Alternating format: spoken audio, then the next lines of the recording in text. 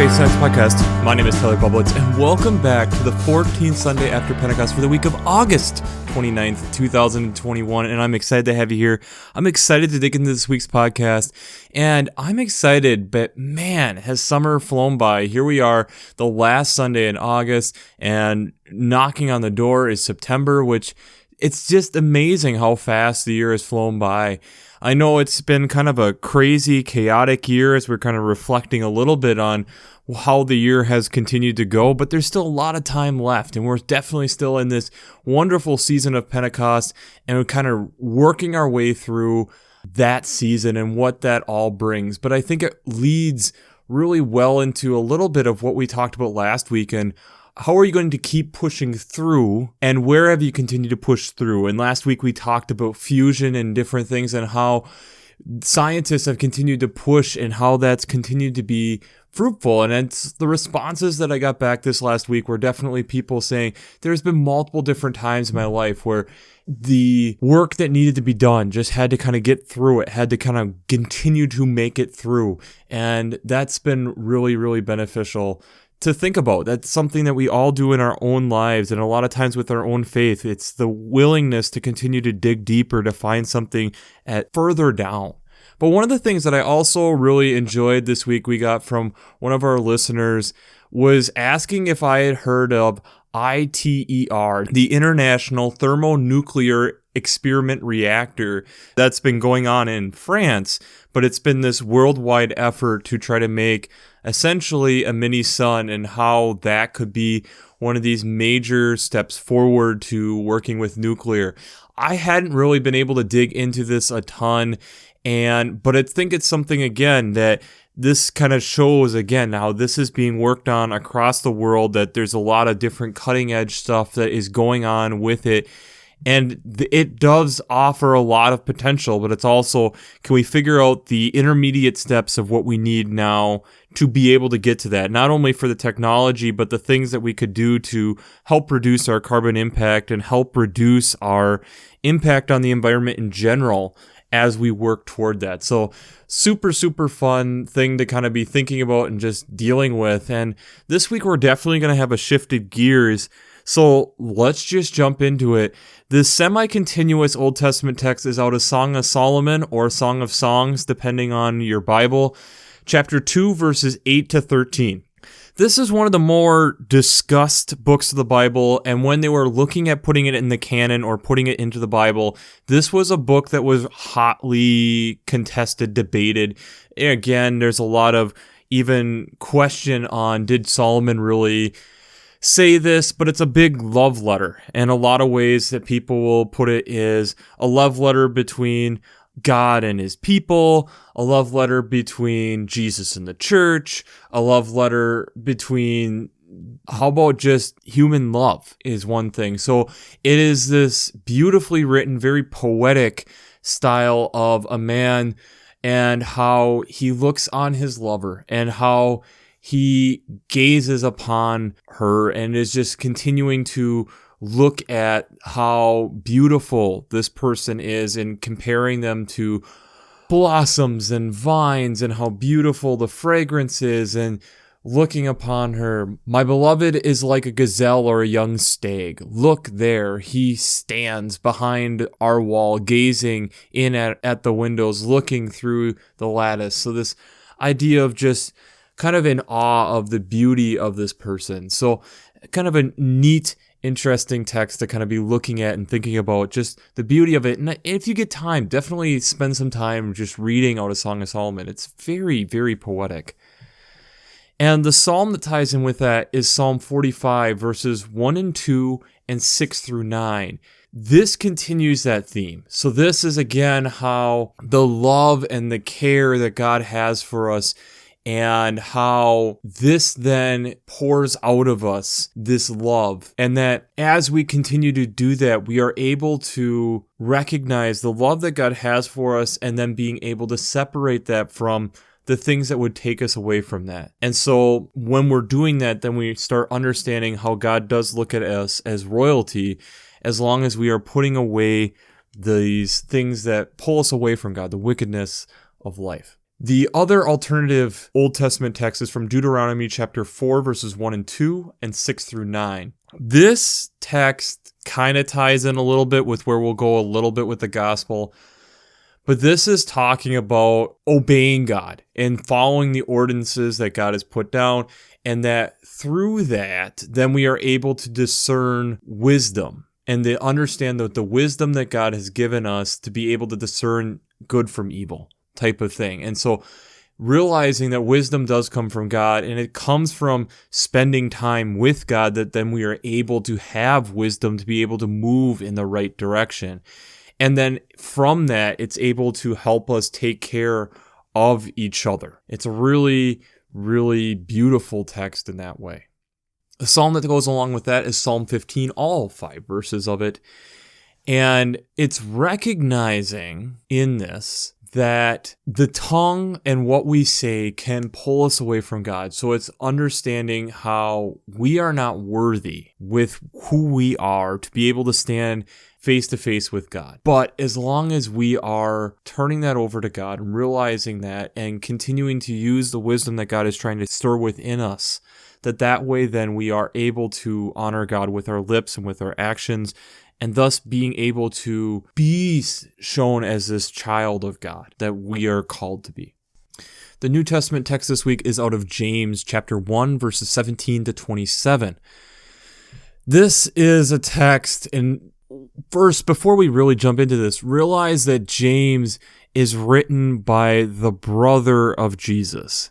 And in that, there's some kind of unique characteristics, especially within the introduction, kind of stating who James is and recognizing that this is the Son of God coming from that, which is kind of an interesting side note.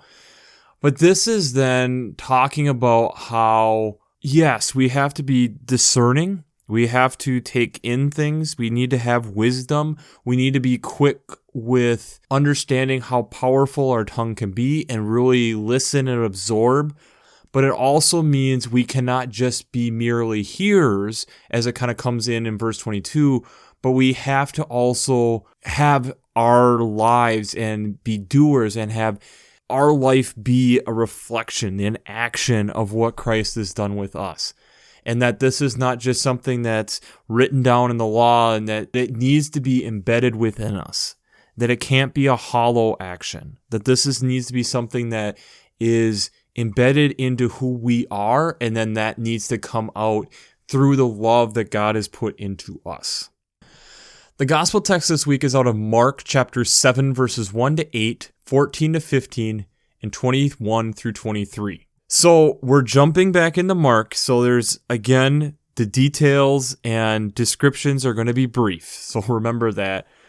We also need to look at that in these different sections, Jesus is talking to different people. So 1 through 8 here, he's talking to the Pharisees in the temple. In 14 and 15, he's talking to the crowd. And 21 through 23, he is talking to his disciples. So what is he saying? Jesus is with his disciples, and the Pharisees notice that he is eating without having washed his hands. And we get verses 3 to 5 kind of talking about the tradition and how this has been done, that you thoroughly wash your hands and wash the utensils and everything that you're using. Jesus then calls this out when they call him out about it. And it's not that he's calling out the hand washing. He's calling out why they're doing it. And the reason he's calling it out is that this is from the law in the Old Testament, and especially like Leviticus, which is talking about what the priests need to do in order to be ready to enter the holy tent, the holy of the most holy, to present themselves before God. This has been passed into the community that then all people need to be doing this. And this is where Jesus is kind of putting up some kind of, wait a second, what are you actually doing? Why are you doing this tradition? And then he kind of talks into that this is not a commandment necessarily from God. This is something that you've made into a human tradition. And then talks to the people later that it's nothing from the outside of a person that can defile, but it's things that come out. It's the tongue. It's the innermost thoughts that can defile us. The things that when we're not letting God penetrate us, that can defile. And Jesus then talks about at the end of this text, 21 to 23, letting his disciples know that it's the fall of the human condition, the human heart, the temptations that we have that are essentially are pulling us away from God. And that's what all of this kind of boils down to. So, before we jump into how faith and science come together this week, we have to do our shameless plug. Working Preacher. If you haven't checked out Working Preacher, I'd highly recommend it. Between their Sermon Brainwaves podcasts, their commentaries, their discussions, since I'm not an ordained minister, I use them on a weekly basis to be able to listen to multiple biblical scholars, read multiple biblical scholars, to be able to bring you this podcast. Along with, I love using the lectionary coming from vanderbilt.edu. Why do I really enjoy using it? One, I really like how they lay out all the readings together. It's really, really helpful from my end, but also being able to look at different art and how different artists have interpreted these texts is really helpful to bring some different insight, especially that they're not all American thinkers. So being able to bring in kind of a worldly perspective is really helpful. So if you haven't checked out the Revised Common Lectionary coming from vanderbilt.edu or checked out Working Preacher, I'd highly recommend checking out both of these sources. Before we jump into the science component of this, what is Jesus, like what we talked about, really calling out? And to me, when I'm looking at this, it's empty tradition. And especially for me being raised in a traditional Lutheran background, this is something to me that I've thought about a lot. Because I think it's something that we are in dangerous territory with the church, big C, all across the board.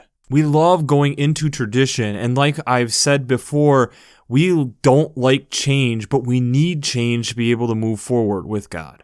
So we like holding on to things.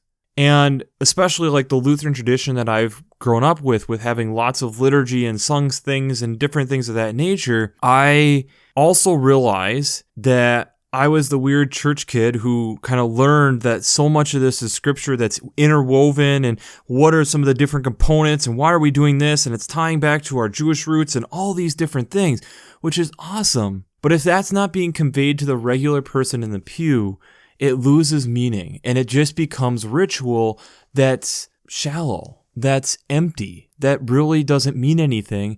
And when a kid asks, why am I speaking Latin? Why am I speaking Greek? If we don't know the reason and we aren't able to pass that along or spark the curiosity to ask, how is it that much different than what Jesus is calling out here? It's not necessarily the hand washing itself. He's calling out the tradition that has become empty. The tradition that hasn't meant something significant anymore. It's just become practice. And within doing that, it's blinded us to the possibility of something new and what that can mean. See, when I am looking at the Pharisees, granted, here are calling out Jesus being against the grain here and doing something that's out of the social, what has become the social norm. But they also then are, to me, as I'm reading this, sounding very receptive to the idea of Jesus possibly showing a new way. In human history, we have definitely done this before. One of the ways that we have done this before is fermentation. So what is fermentation? Fermentation is when a food undergoes microbial growth through microorganisms such as yeast or bacteria to break down different food components such as sugars and glucose, making it in ways easier, but also making new products that the body has to develop on how it's going to process this stuff. And a lot of the different foods and such that we eat and consume and enjoy on a day-to-day basis are this: milk, yogurt, cheese, wine, beer, cider, kombucha, sauerkraut.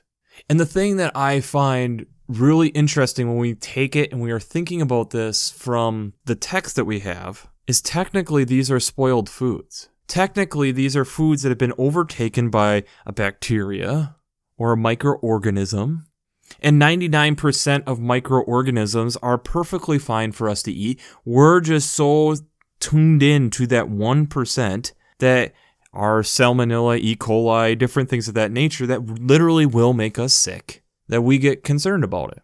But I think about like the first person who figured out, say, yogurt, where we're getting milk to curdle into like cheese and yogurt. What would that have been if they just got rid of it and someone wasn't daring enough to try it? And especially that yogurt is used as a probiotic, that it's a good bacteria and it seems to do well in our gut. And because it's easy to be able to look at, we've done a lot of tests with and are seeing that, yeah, there seems to be some benefits to our overall health through this fermented food, this spoiled food that actually benefits our body.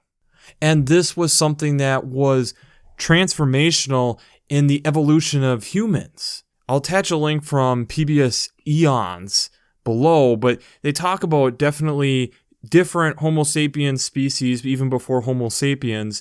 Neanderthals probably also had this ability to be able to eat fermented fruits and different things, especially the like alcoholic ones, to be able to break down so it didn't just destroy the liver right off the bat. That this was huge. And in that process, it led us from being a nomadic people into an agricultural age where we were starting to try to grow wheat for either bread or beer was probably the first ones that caused this transformation. And it's interesting because they see these types of things now all over the world with different types of foods, even to Vegemite and all these crazy different foods. And that somewhat they've even noticed they can be passed on from generation to generation in the womb by smells and getting familiar with it and getting used to it, just like many of us, from blue cheese all the way down. But it meant that somebody had to be open enough and willing enough to try something new. To not just go, in this case, with the fresh fruit, but be willing to try something that was starting to spoil. And now, us being thousands of years later, we really enjoy these spoiled products on a day-to-day basis. So what is this actually saying? It means that we have to be creative. It means that we need to be willing and able to think outside the box. Especially with where we are in the church, I think this is a great opportunity. We're still needing to think outside the box. Just because things have been done a certain way for an extended period of time does not mean that that needs to be the way that they're done. It hasn't the pandemic kind of challenged some of these ideas? Holy Communion? During this pandemic, hasn't there been multiple different churches that have experimented with home Holy Communion?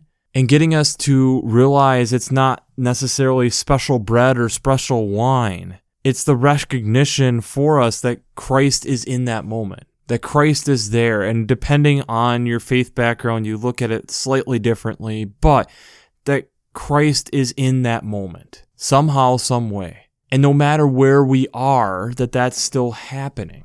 How many times have we had traditions or different things that we have gotten to the point where they are hollow, that we're no longer really understand why we're doing them, but we just do it for the sake of doing it? And I'm not saying that hand washing, especially in a time of the end of a pandemic, that hand washing is a bad thing. But in this case, the meaning of why they were doing it had been lost. And they were so blinded by this is just the way that we do it that they weren't asking the question anymore of why we were doing this. And the second part being then, is there another way that we could potentially do this? That's where like you look at the Song of Solomon or Song of Songs text and the love that we have for God, and especially into the Psalm, my heart overflows with a goodly theme. I can address to my King, my tongue is like a pen of a ready scribe. That we are ready and just overflowing and we're sitting there and ready to go. But that means that whatever we're doing, whatever ordinances have been given to us, they're deeply meaningful to us. And that means that we have to be willing and able to be creative to keep things fresh so that our actions aren't hollow, that our actions are meaningful. Brothers and sisters in Christ, I think this is a text that's really hard to talk about because it means we have to be like scientists with our own faith in a way we don't like to be. It means that we have to analyze and think about everything that we're doing in our faith and be critical of, do I understand that meaning? And then if I don't, do I have the desire to understand why we do that? And if I don't, then why am I doing it? This is supposed to be something that is stirring within us, that is constantly desiring us to go deeper, desiring us to see if I leave grapes out long enough and I have the right environment, what happens? If I leave this ham out with lots of salt on it for a long enough period of time, finding out that it makes a salami. Are we willing to do that with our faith? Are we willing to go through those things and really dig into them? And not just as an individual, but as a corporate group. Because if not, how many of our symbols have become hollow? That this is just what we do, or this is just how it's done. Because as a scientist, we don't like doing things just because that's the way that you've done them. You better have a reason on why you're doing them, because otherwise you're wasting efficiency. Sometimes maybe it's like, yes, we're clipping this as a secondary backup because we're still testing this technology and it's good to have this backup. Okay, makes sense. But there's a reason whenever you're doing a test that you're making notes, that you're recording these different information, you're trying to extract as much data as you can to potentially have correlations or be able to help better understand why or what the result of your test was and why. Are we doing that with our faith? Are we putting ourselves in that situation, or are we just doing a lot of symbolic things for symbolic reasons that really have lost all meaning to us? Because that, to me, is what God is calling out through Jesus here. Are we going to church just for the reason of making appearances? Or are we going to church to actually be fed and nourished and ready to be sent out into our week? These are hard questions. These are questions that shake us to the core, but this is also why we need to ask them. If we aren't asking why, then how are we growing? Let me read just quote here, starting in verse 5. So the Pharisees and the scribes asked, "Why do your disciples not live according to the tradition of the elders, but eat with defiled hands?" He, Jesus, said to them, "Isaiah prophesies rightly about you hypocrites, as it is written, 'These people honor me with their lips, but not their hearts. But their hearts are far from me. In vain they do worship me, teaching human precepts as doctrine. You abandon the commandment of God and hold on to human tradition." Are we being transformed? Think of that transformative moment when the person had pickles, say for the first time.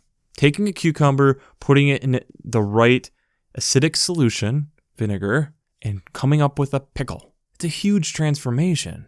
And it totally changes things. I think if you ask most people if they put a cucumber on their cheeseburger, they would say no. But do they put pickles? You might get actually more yeses than just cucumbers.